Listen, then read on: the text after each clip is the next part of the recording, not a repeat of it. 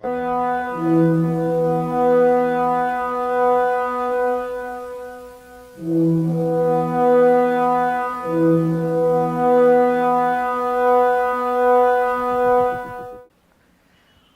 shalom, buenas tardes. Ya hemos orado, ya nos hemos dirigido al Espíritu Santo, que es el que nos va a dar la revelación y el entendimiento de lo que vamos a conversar esta tarde sobre Israel, judíos, el mundo y la iglesia de hoy. He estado conversando antes de comenzar con varios de ustedes y me han hecho muchas preguntas.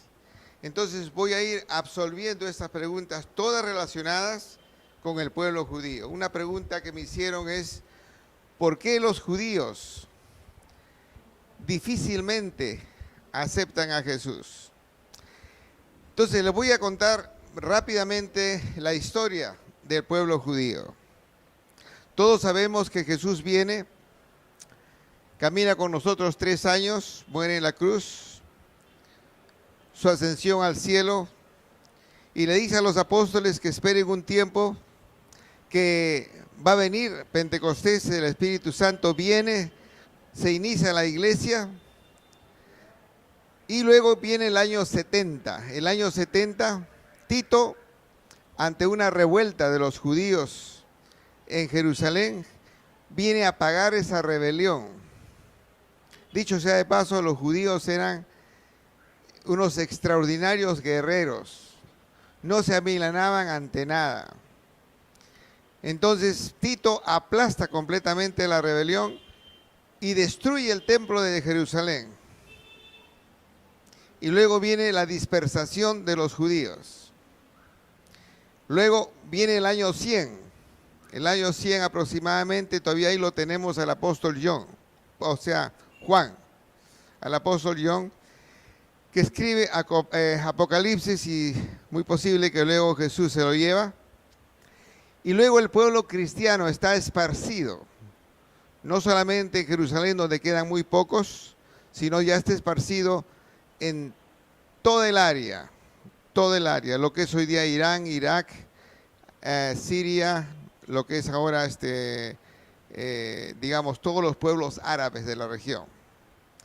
Bien, después del año 100, la iglesia cristiana mesiánica, porque los primeros convertidos fueron judíos.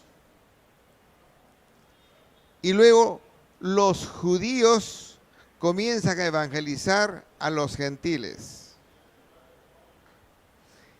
Y luego comienzan sinagogas judías y los gentiles están atendiendo las sinagogas judías. Y esto es muy importante escuchar porque tiene una repercusión futura. Entonces, hasta ese entonces, los gentiles seguían a los judíos sus costumbres, celebraban el Sabbat, hablaban del Pentateuco, y naturalmente ellos ya sabían que el Redentor del mundo, el Salvador del mundo, es Jesús. Se comienzan a publicar poco a poco las epístolas. Una epístola muy importante es la epístola del apóstol Pablo a los Gálatas, en el cual nosotros ya tenemos que comenzar a ver el Antiguo Testamento en el Espíritu. Porque hasta Cristo Jesús nadie tenía el Espíritu Santo dentro de nosotros. Es Jesús que dice: ese templo se va a ser destruido y yo lo levanto en 3 días. Es porque nosotros, cuando recibimos a Jesús, es Jesús quien viene a vivir dentro de nosotros. Entonces, ahí viene, digamos, la práctica, o sea, los apóstoles habían dejado epístolas y cada uno nos dejó los evangelios. En el cual nosotros comenzamos a revisarlo, pero poco a poco se revisa en las iglesias. Sin embargo, hasta el año 100, 200, 300, se continuaba practicando que todos iban a la sinagoga, celebraban el sábado, comenzando del viernes en la noche al sábado, hasta que en el año 325 325. El gran emperador Constantino dice que vio la cruz y ganó una guerra civil entre dos, vamos a decir, postulantes al Imperio Romano, y él gana. Consecuentemente, él dice: he ganado en el nombre de la cruz, y oficializa el cristianismo como religión oficial. Y eso es lo peor que le pasó a la iglesia. ¿Por qué? Porque ahí comienza, digamos, el compromiso de juntar las costumbres paganas de los romanos con las costumbres cristianas.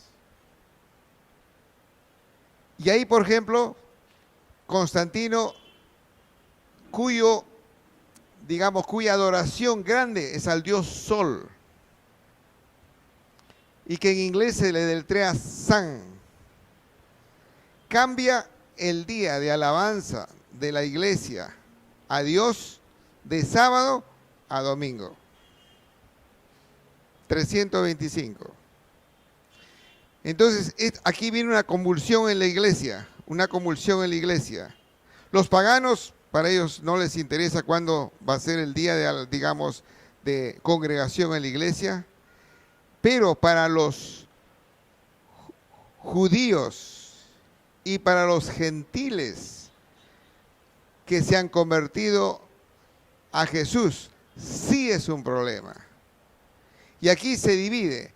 Hay cristianos que aceptan lo que dice Constantino, pero el 100% de los judíos rechaza a ellos cambiar el sábado por el domingo.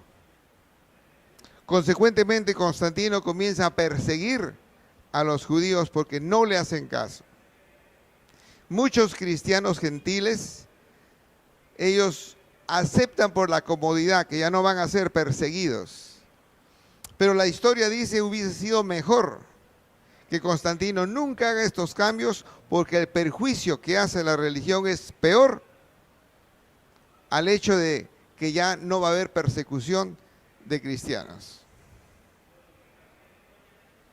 Entonces, ¿qué sucede? Ahí comienza la religión católica. El primer sumo pontífice es Constantino, no es Pedro. Ahí comienzan prácticamente tres grupos: el grupo católico, el grupo cristiano que sí o no sigue a Constantino, pero no está de acuerdo. Entonces, decía que se formaron tres grupos. El grupo que seguía a Constantino al 100%. La iglesia católica comienza.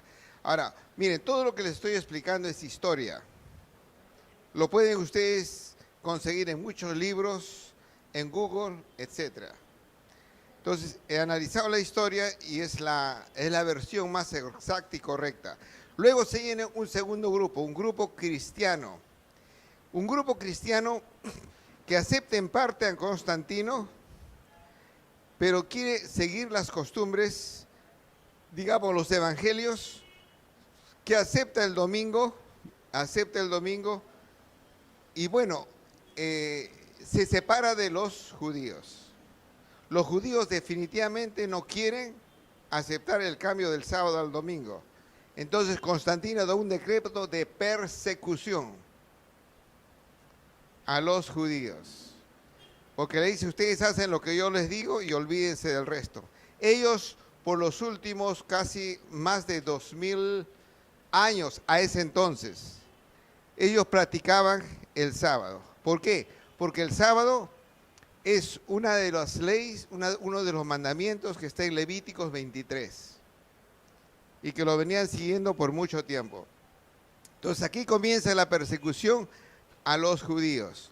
Luego, los cristianos que se han puesto de acuerdo con Constantino comienzan a perseguir igualmente a los judíos. Fíjense. Y aquí comienza la historia de la persecución a los judíos, que luego vienen las cruzadas primero y la Inquisición después. Y en el nombre de la cruz, en el nombre de Jesucristo, persiguen a los judíos y les exigen cambiarse de religión, le llaman eso religión, a que se hagan católicos. Y si no, ya sabemos todos, los torturaban, los mataban, los quemaban. La historia nos cuenta que a los judíos le hacían infinidad de promesas, infinidad de promesas. Y siempre eran mentiras, los engañaban. Nunca las promesas se cristalizaban. O sea, los judíos recibían una promesa de paz, de tranquilidad, etc. Y cuando ellos aceptaban, nunca, digamos, la otra parte cumplía su parte de la promesa, sino por el contrario los perseguían y los mataban. Entonces, imagínense un ratito. Si los judíos siempre fueron engañados, si los judíos fueron perseguidos en el nombre de la cruz, si los judíos fueron perseguidos en el nombre de Jesús, ¿ellos van a aceptar a ese Jesús? ¿Quiénes son los responsables para que los judíos se alejen en gran manera, en grande, de ya no creer en Jesús, no seguir a Jesús, y al contrario, estar en contra de Jesús? ¿Quiénes son los responsables? Los gentiles.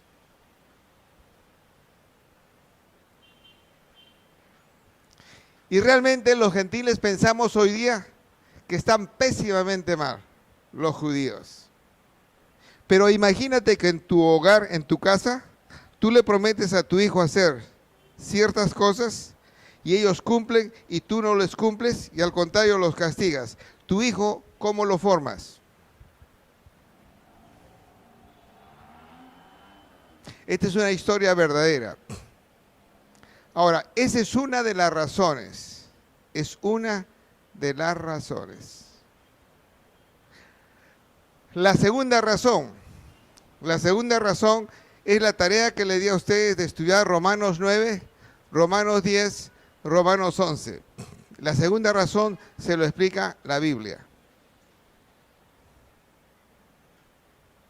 Dios, en su misericordia para con los gentiles, va por un tiempo a cegar el entendimiento de los judíos para que no acepten a Jesús y dar Dios la oportunidad para que los gentiles se conviertan a Jesús.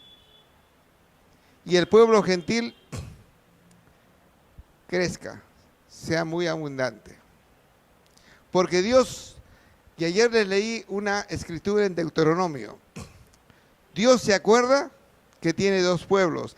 Desde Deuteronomio, desde la época de Moisés, Dios dice: yo tengo dos pueblos, un pueblo judío, un pueblo gentil. Dios en su misericordia no se olvida del pueblo gentil. Pero Dios vino principalmente, Jesús, a evangelizar a los judíos. Entonces, nosotros los gentiles somos responsables de lo que sucede con los judíos. Y sin embargo, muchos de los gentiles, muchos de los cristianos, yo estimo, porque ese es un tema que lo vengo observando por años, 5, 10, 15, 20 años. Yo diría que el 65, 70, hasta el 75% de las iglesias cristianas están en contra de los judíos y ellos están acusando a los judíos de haber matado a Jesús, etcétera, etcétera, lo cual tampoco es cierto. ¿Los judíos mataron a Jesús? ¿Qué dice la Biblia? Tarea. Si leen la Biblia con mucho detenimiento, los que mataron a Jesús son los romanos. Los judíos incitaron y dijeron, pero la decisión fue de los romanos. Las iglesias cristianas reclaman de que los judíos mataron a Jesús. No es así. De nuevo, ¿no? Es revisar las escrituras. Muy importante. Bien, entonces esa es una de las respuestas que justamente preguntaron ustedes: ¿por qué los judíos no vienen o no son cristianos o no aceptan a Jesús? Y yo les puedo decir, cuando estuvimos en Israel hace 2 años, el año 2014. 99.55% de judíos no acepta a Jesús. Pero sí, 99.55% practican el Pentateuco, que es una ley de Dios estricta que se cumpla, y son los únicos que cumplen. Y el pueblo cristiano ha llegado a su conclusión propia. El pueblo cristiano ha llegado a su conclusión propia que no necesita el Antiguo Testamento, lo cual es un error. Porque la Biblia no dice eso. Vamos a tener 2 días de reuniones. Les doy la tarea para que ustedes encuentren los versículos que demuestra ello. Pero el pueblo cristiano no dice que no es importante el Antiguo Testamento. Vamos a ver si alguien me encuentra, digamos, la demostración bíblica, ¿no? Que realmente eso no es verdad. Pero sí le voy a decir algo muy interesante. Si cualquier persona en el mundo transfiere uno de los mandamientos del Pentateuco, Génesis, Éxodo, Levíticos, Números, Deuteronomio, Dios te castiga. No crees, pero si transfieren uno de los mandamientos del Pentateuco y de los profetas, Dios te castiga. ¿Sí o sí? Sí. O sea, yo sé que le estoy creando bastantes interrogantes en la mente. ¿Cómo se resuelve? Es escudriñando las Escrituras, todo está ahí. La responsabilidad que tenemos los pastores es muy grande. Nosotros no le podemos inventar cosas que no están en la Biblia. Lo que yo les estoy explicando 100% está en la Biblia. 100%. Si al final se rinden y dicen no lo encuentro, entonces yo se los explico. Pero ya sería un pequeño estudio bíblico, ¿no? Que realmente pues tratamos de pasar. Bien, entonces esa es la respuesta, el por qué. El por qué los judíos no aceptan a Jesús. 2 razones. La segunda les dije, Romanos 9, 10, 11. Bien. Han hecho una pregunta sobre la circuncisión.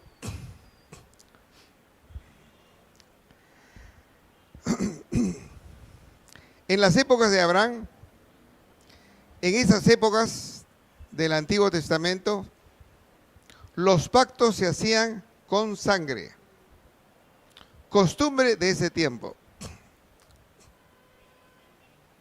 En el Antiguo Testamento y en el Nuevo Testamento dice, sin derramamiento de sangre no hay remisión de los pecados. Entonces los pactos se hacían con sangre.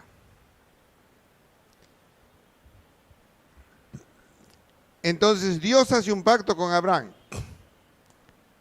Génesis 12, 13, 14, 15, 16, 17, 18. Porque el pacto que hace Dios con Abraham, lo renueva con Isaac, lo renueva con Jacob.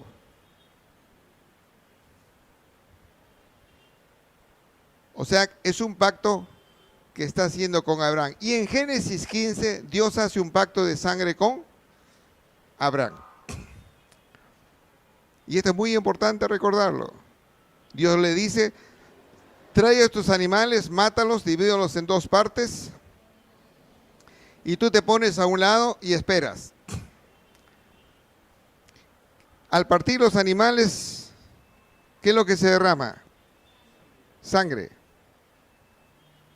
Entonces las 2 partes, una a un lado y otro al otro lado, iban a hablar del pacto que hacía uno con otro. ¿Qué hace Dios? Lo hace dormir a Abraham. Génesis 15. Abraham se duerme y Dios aparece como una llamarada de fuego y va entre un lado y entre las partes que habían sido muertas, y Dios hace el pacto de sangre con Abraham. ¿Qué significa esto? Abraham,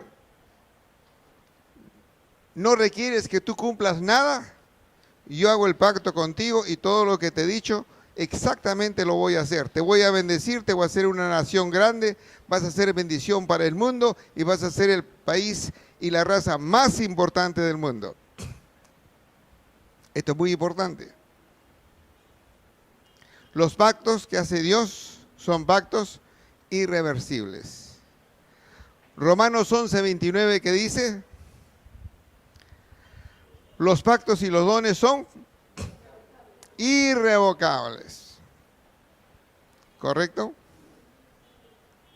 Entonces Dios le dice a Abraham, ahora tú vas a hacer un pacto conmigo. O sea, yo lo que he prometido va a ser contigo. Yo lo que he prometido va a ser contigo. Y para establecer este pacto de que todo lo que yo te he dicho, yo lo voy a cumplir contigo, todo lo que tienes que hacer tú es cortarte el prepucio, ¿no? Y a los 8 días, y hacer este pacto conmigo. ¿Y por qué 8 días? ¿Alguien sabe?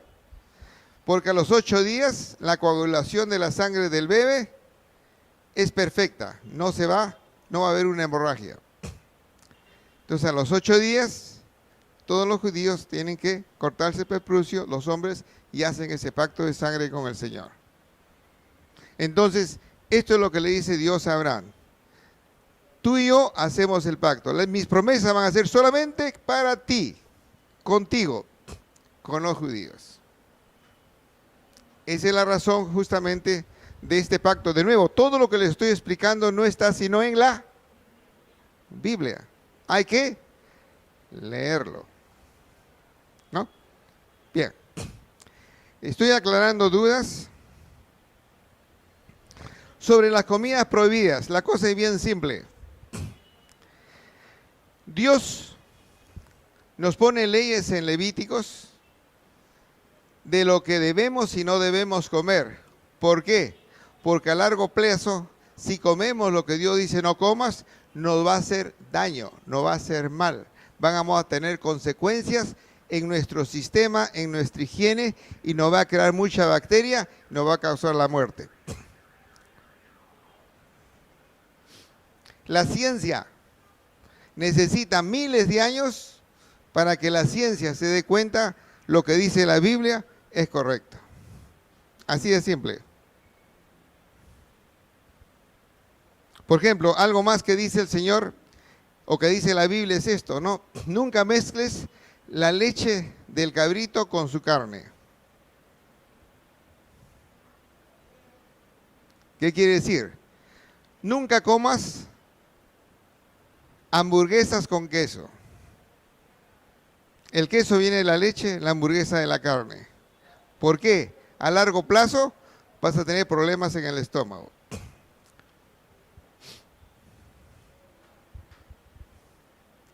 La ciencia se demora miles de años, a no ser que las cadenas de McDonald's, Kentucky Fried Chicken y miles, por supuesto, no permiten que se explique y se divulgue que nos está enfermando del estómago con tanta comida rica.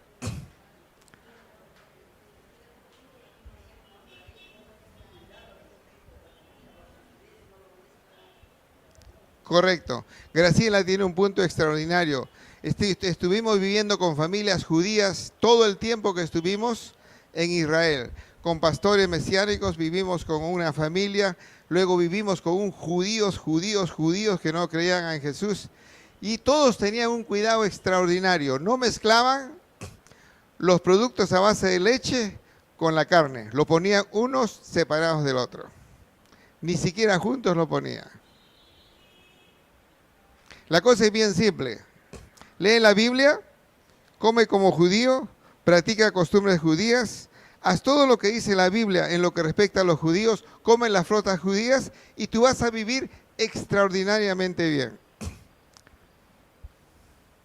Pero los gentiles somos bien rebeldes, ¿no?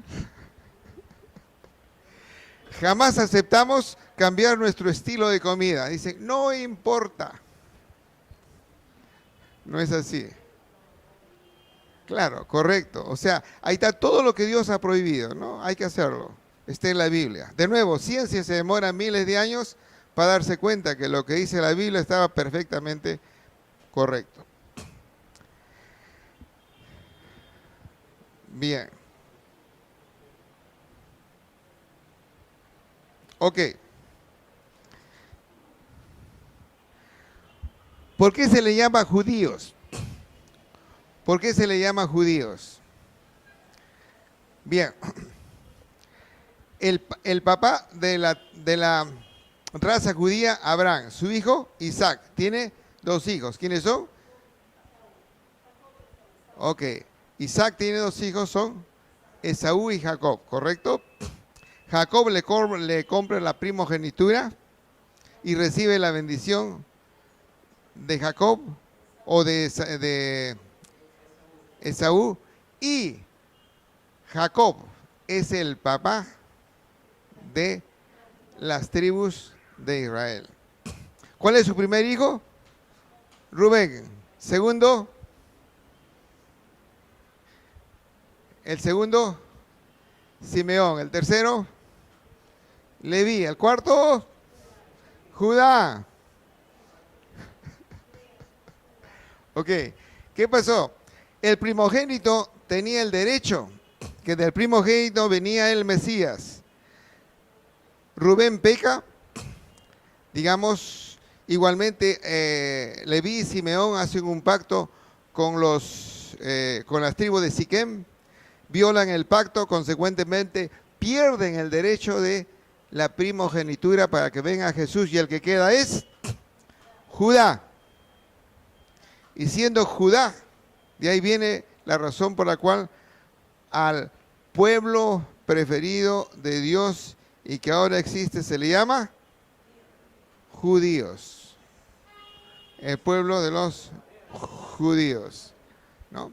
Entonces sabemos que Jesús es el león de la tribu de Judá. Es muy importante que ustedes aprendan los nombres de todas las tribus de Israel. ¿Por qué?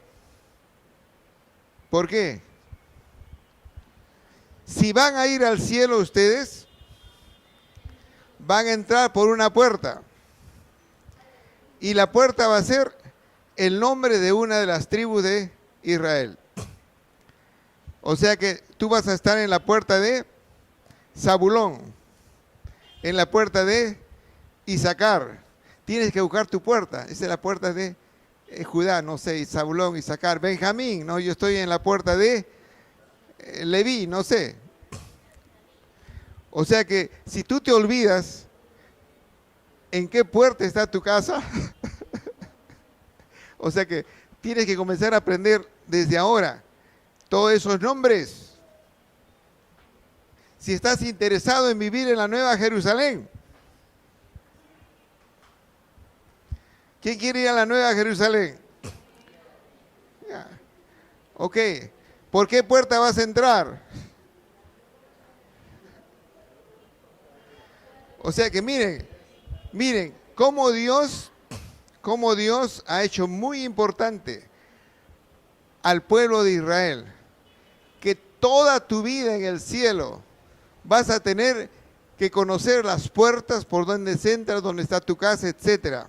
¿Sí? Ahora,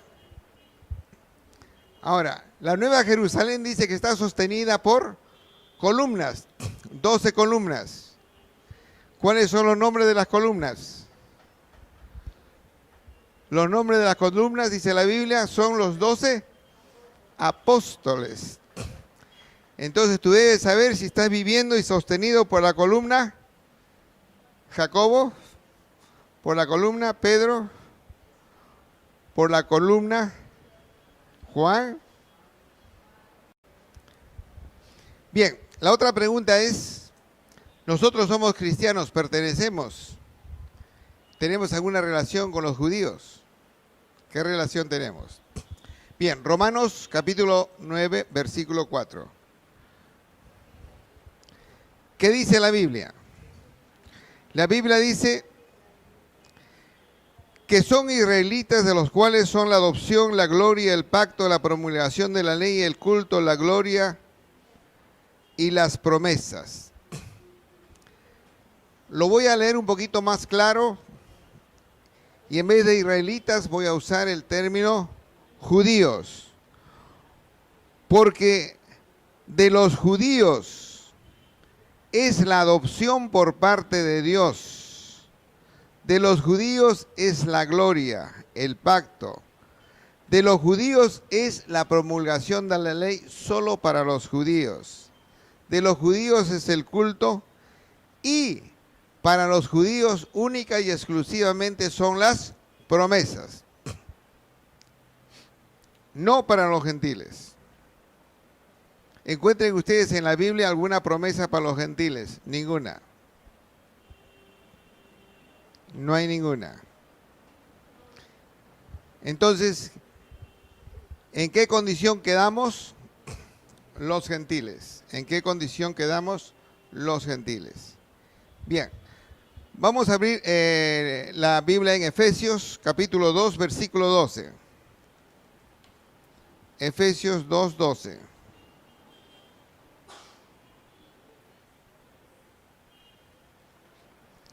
Efesios 2:12.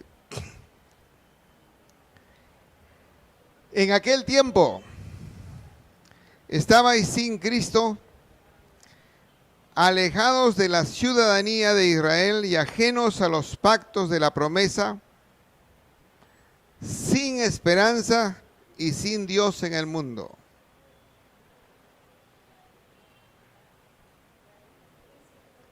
Lo voy a explicar más ampliamente. Efesios 2:12, en aquel tiempo, cuando tú estabas sin Cristo Jesús, estabas alejados de la ciudadanía de Israel. Consecuentemente, con Cristo, ¿a quién perteneces? Tienes la ciudadanía de Israel, por causa de Cristo. ¿Y qué más? Al tener la ciudadanía de Israel, ya no eres ajeno a los pactos. Ya tú eres parte de los pactos, eres parte de las promesas, eres parte de una esperanza de ir al cielo y eres parte de tener un Dios Padre, Hijo y Espíritu Santo, que es la esperanza que vas a tener una vida en el Espíritu muy linda después de la muerte. Gracias a Cristo. Y si tú recibes la revelación del Espíritu Santo de este versículo, estarías ahorita saltando, brincando en tu sitio. Y no estarías sentadito ahí. Si recibes la revelación, si recibes la revelación. Cuando yo recibía estas revelaciones, saltaba, brincaba, ponía a bailar. Esta revelación es grande. Es grande. No hay que tomar las promesas de Dios en una, yo lo merezco. La actitud de los cristianos muchas veces es así, en las iglesias. Cuando entiendes una revelación del Espíritu Santo que toca tu espíritu, se comienza a saltar. Estarías andando, saltando y brincando todo el tiempo. Gálatas 3:29. Gálatas 3:29.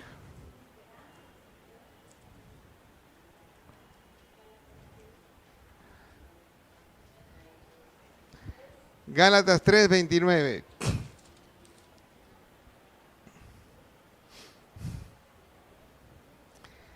Y si vosotros sois de Cristo, ciertamente linaje de Abraham sois, y herederos según la promesa. ¿Te das cuenta que es condicional? Sí. ¿Te has dado cuenta? Sí. ¿Sabes? Sí. ¿Has recibido a Cristo realmente en tu corazón? Yo diría que hay millones, billones de cristianos que no saben que tienen a Cristo en el corazón. Si perteneces a Cristo, eres linaje de Abraham. ¿Y qué más? Herederos de las promesas que Abraham recibió. Tú también eres heredero de esas promesas. Ahora, muy importante, muy importante. ¿Qué significa linaje? ¿Eres linaje? Ahora, si tú te consideras linaje escogido, tiene que ser escogido a través de Abraham. El único linaje escogido es el judío, no eres el gentil. Linaje escogido es el linaje judío, no es el gentil. Entonces, ¿te das cuenta de la importancia de conocer a tu papá Abraham? Amén. ¿Quién lo conoce? ¿Quién lo conoce? A ver, háblame sobre Abraham. Háblame sobre Abraham.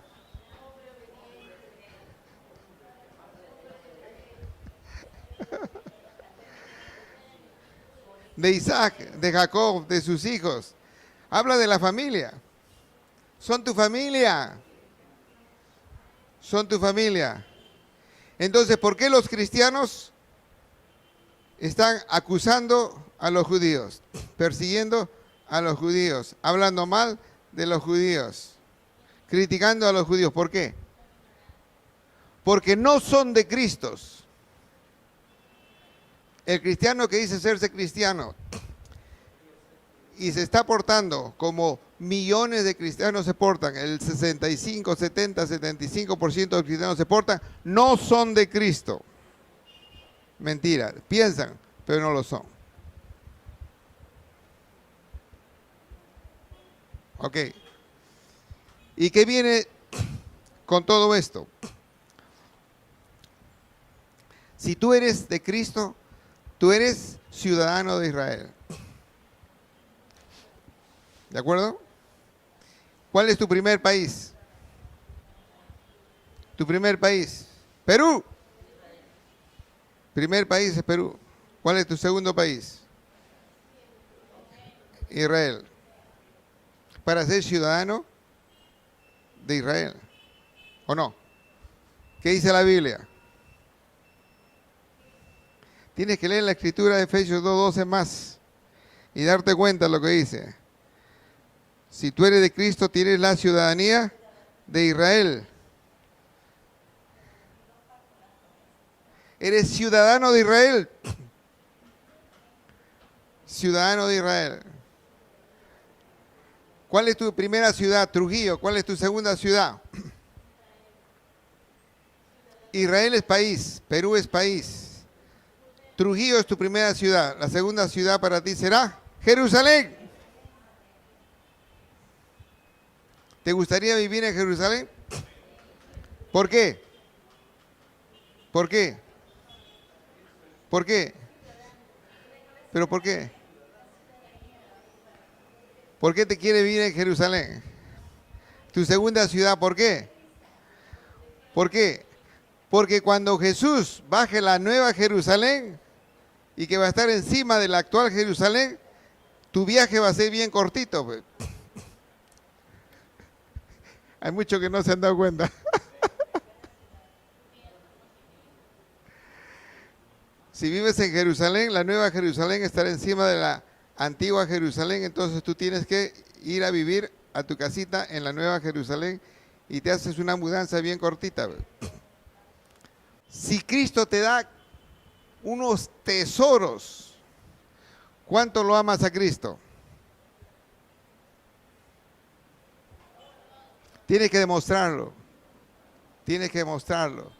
¿Alguna vez has estado enamorado?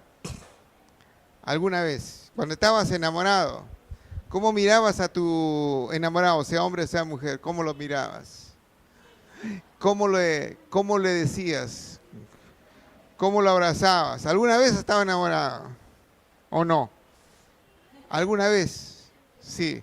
Sea en el colegio, o sea alguien que nunca te hizo caso, no sé. Así tienes que estar enamorado de Jesús. Así tienes que estar enamorado de Jesús. Locamente enamorado de Jesús. Locamente. Señor, nosotros somos la novia. Él es el novio. Y tienes que expresarlo públicamente. Públicamente. Y si el Espíritu Santo te toca, realmente te toca, te vas a poner diferente. Diferente. Que el Espíritu Santo toca, sí toca. Yo lo he visto con mis ojos. ¿Cómo toca? ¿Usted también lo ha visto? ¿Lo ha visto?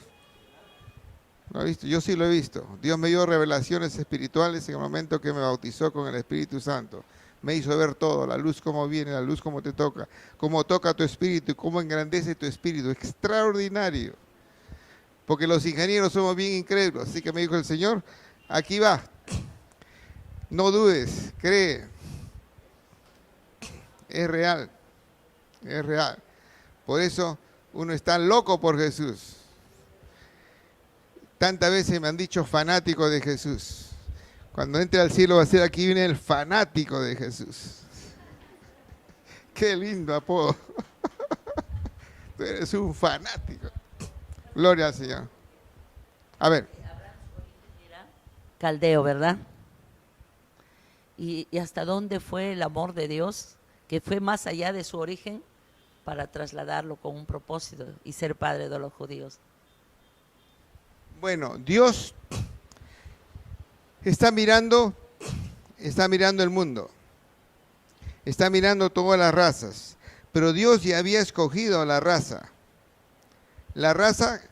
que son los descendientes de Abraham, de Noé. Pero dentro de esa raza escogida, escoge un hombre que realmente es justo. La palabra justo es muy importante. El reino de Dios no es comida ni bebida, sino, primero es justicia, justo, paz y gozo. O sea, ser justo es muy importante. Bien centrado, no te inclines ni para la derecha ni para la izquierda, sé justo. Entonces, eso tenemos que hacerlo en nuestro andar, ser justo. No inclinarte a un partido ni a una conveniencia, justo. Entonces vio que Abraham era justo, un hombre justo, un hombre honrado, un hombre correcto, mejor que el resto. Entonces lo escoge y lo prueba. Si tú eres llamado por Dios, te va a probar. Caemos muchas veces, pero Dios nos da muchas oportunidades. Muy importante. Todo está en la Biblia. Estamos repitiéndole todo lo que la Biblia nos enseña. Bien, entonces, ¿a usted le gustaría ser ciudadano de Israel? ¿Ya recibió a Jesús en su corazón? Ya recibió a Jesús. Excelente. Bien, entonces así contestamos todas las preguntas. Ya con mucha reverencia a ustedes vamos a arrepentirnos, depende de cada uno el hacerlo. Bien, vamos a arrepentirnos justamente el habernos mofado de los judíos, perseguido a los judíos, insultado a los judíos, no ayudar a los judíos, contar chistes judíos, estarnos riendo de ellos, apuntarles con el dedo y nominarlos como que una cosa y otra cosa. Entonces vamos a arrepentirnos y decirle: Padre Celestial, en el nombre de Jesús, con todo mi corazón, te pido misericordia por mí, mis antepasados, hasta Adán, de pedirte perdón de haber maldecido a un judío, al pueblo de Israel, a los judíos en general. Señor Jesús, ten misericordia de mí, te pido perdón, me arrepiento que haya sucedido en mis generaciones. Bendigo a los judíos, le digo shalom a los judíos y te prometo, Señor, que a partir de este momento voy a ayudar a los judíos, defender a los judíos, bendecir a los judíos, asistirlos en cualquier necesidad, orar por los judíos. Igualmente voy a orar por los presidentes del Perú, por el ministro de Relaciones Exteriores, para que Perú vote siempre en las Naciones Unidas y en toda organización internacional en favor del pueblo judío. Gracias, Señor Jesús. Gracias por perdonarme. Y gracias porque al bendecir a los judíos, tú me vas a bendecir. Y lo hacemos de todo corazón, en el nombre poderoso de Cristo Jesús. Amén.